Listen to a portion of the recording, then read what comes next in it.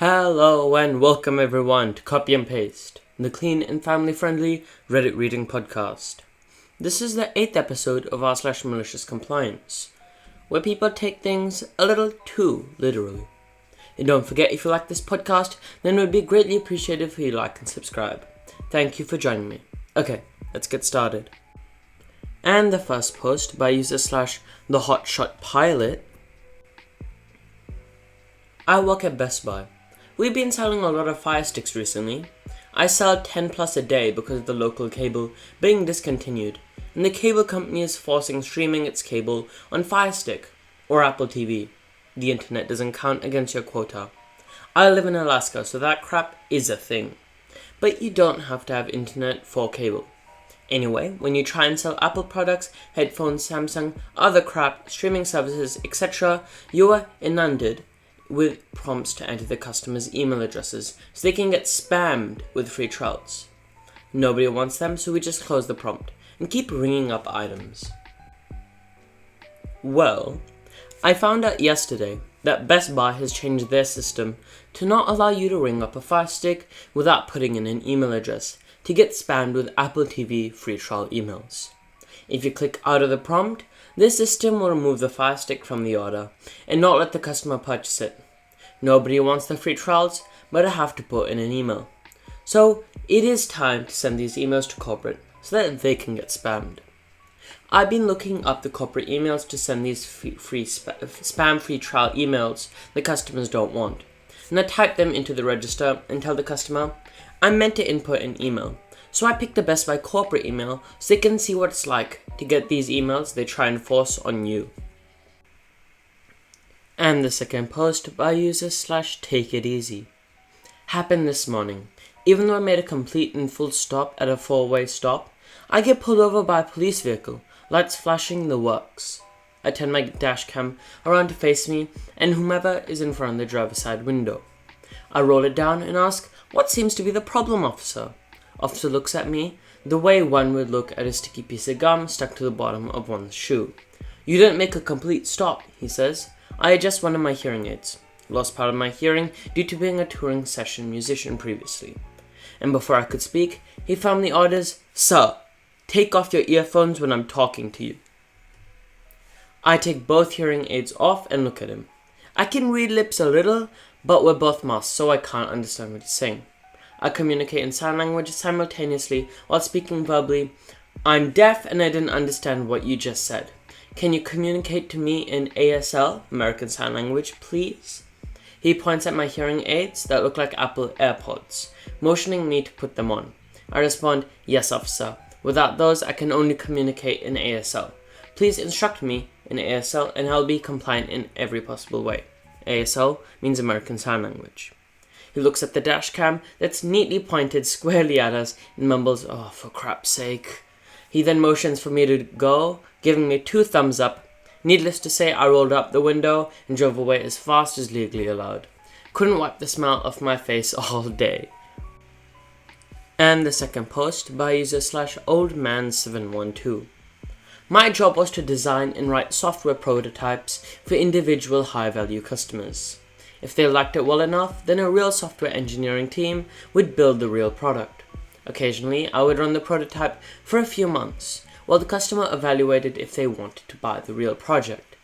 Now, these prototypes are not a lot of code, but they do run with a lot of data. Even compressed, it can be a terabyte or more. Having done this work for years, I've accumulated a small disk farm of past projects, which can be very useful when a customer asks for something just like we did last year, but with a small change or two. The company resisted buying hard drives for this, but it saves me so much time. I ended up buying 1 or 2 a year myself until I accumulated about 10 of them. Figure over $1,000 worth of external drives. Then unexpectedly, management changes. New management thinks they can replace old software guy with a cheaper new software grad, and I'm laid off, with 2 weeks to train my replacement. Yes, it's been age discrimination, but impossible to fight. So I just went for a graceful transition to my next job. Except I have $1,000 of personal disk drives with all customer data on them. company insists that no ex-employees may take any company data off premises, and all files must be deleted. I don't want to just leave the drives at the company, but they insist I must delete all data before taking them home.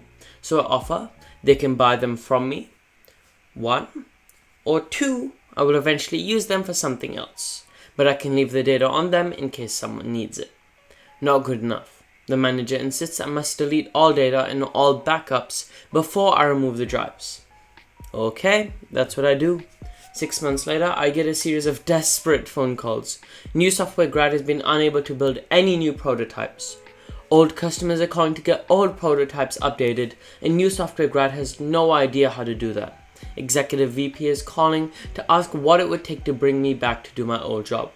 Sorry, I've got a new job now, and even if I didn't, I cannot just modify the old prototype because you insisted I delete all old copies of it. If I did want to modify it, I'd first have to recreate it from scratch. The code still exists in their source control, but the data is the heart of the prototypes, and that old series of 6 months apart data we collected is gone for good. No matter what.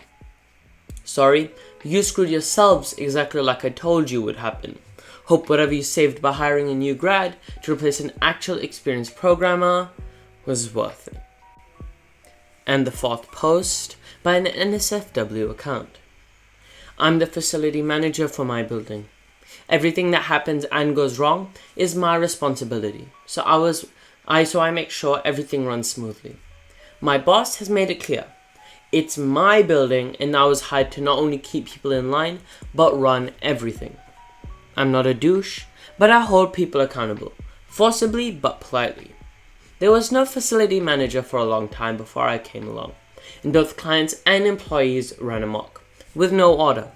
In the 4 months I've been here, my boss has praised my performance, and has gone to bat for me countless times. She's the best boss I've ever had. I've got a firm but fair approach, and my reputation reflects that. I've got a Karen in the building, and trust me, the name stereotype applies. Who's just a counselor for family services, has nothing to do with our group. She likes to complain about everything and gives my boss a headache almost daily. She shares an office with another woman, who's unfortunately picking up on her Karen tendencies. Karen in training. I've been doing a keycard audit all week, and I knew to leave Karen's keycard alone because she's the only Karen in the building, so her name stands out. I'm missing 75 keycards. Lots of former employees having all door access dating all the way back to 2015. Can't have that, so I deleted a lot of them, especially if it had a wacky name or just a room number. However, I did delete KIT's card information because it wasn't under her name. She just came to tell me her keycard wasn't working, and Karen happened to be passing by and overheard it. I went and fixed KIT's keycard, and we went to go check to see if it worked or not. We found Karen outside the office waiting, complaining to my boss that her keycard didn't work either. Karen wandered away, and my boss rolled her eyes, and I smiled and I told her I'd take care of it. After checking to make sure KIT's keycard worked, I went downstairs to check the system, looked up Karen, and wouldn't you know it, her keycard was completely fine. In fact, it showed she had a master keycard. So I changed all of her permissions and limited her back to just her room only. I went upstairs and got my boss's attention because her office is next door to the ladies, and I mouthed, "Listen," and pointed. I opened their door and was all, "Hey Karen, I went and checked your keycard on the system. Everything is good to go. In fact, it said you had a master key to the building. And per the company orders, since you're not a contractor or a company employee, I can't give you that access. So I had to revoke your status to just this room only. Can't have you bugging people on official business. Wink. Thanks for bringing your keycard to my attention." She started to object that she needed the master keycard because XYZ, and I was all, "Yeah, sorry. Maybe before, but I'm the facility manager, and you don't need access to everything except this office. And if you do, it's outside your pay grade. So you'll have to come get me, okay? Cool, thanks." And then just close the door on her mid-sentence. My boss was quietly laughing her butt off in her office and gave me an air high five.